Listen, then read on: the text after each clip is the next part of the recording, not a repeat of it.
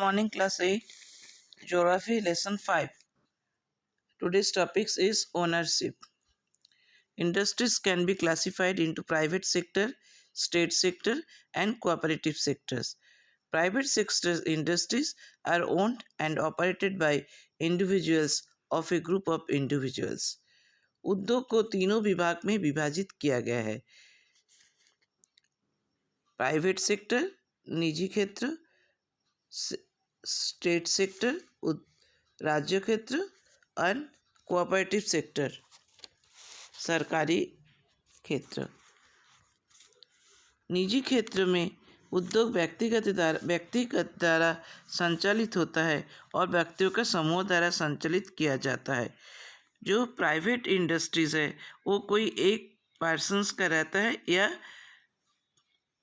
कई इंडिविजुअल्स को मिला के एक ग्रुप ऑफ इंडिविजुअल्स या ग्रुप व्यक्ति समूहों को द्वारा संचालित किया जाता है. Joint sectors industries are owned and operated by the state and individuals or a group of individuals. Maruti Udyog Limited is an example of joint sector industries.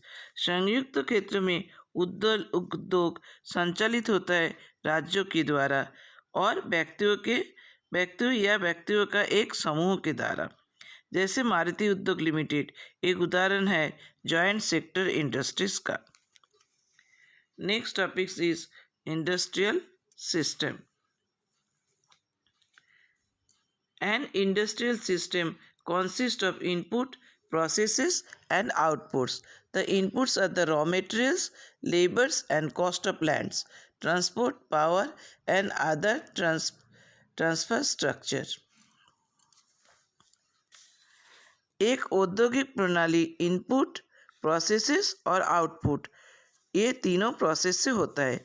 कच्चे माल इनपुट है, जो रॉ मटेरियल्स वो इनपुट है, श्रम, जमीन के मूल्य, परिवहन और बिजली ये अन्य बुनियादी ढांचे के है. The output are and product and the income earn from it.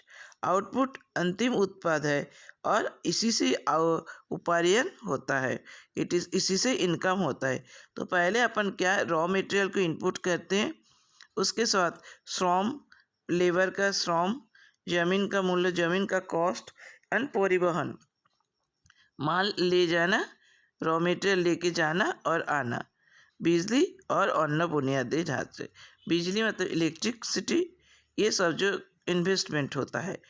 और आउटपुट होता है क्या, जो बनने के बाद जो माल अपन तैयार करते हैं उससे क्या होता है, उसके ऊपर इनकम या अर्न डिपेंड करता है. तो आउटपुट जो है वो अंतिम उत्पाद है क्योंकि उसी से उपार्जन होता है. नेक्स्ट है industrial region. India has several industrial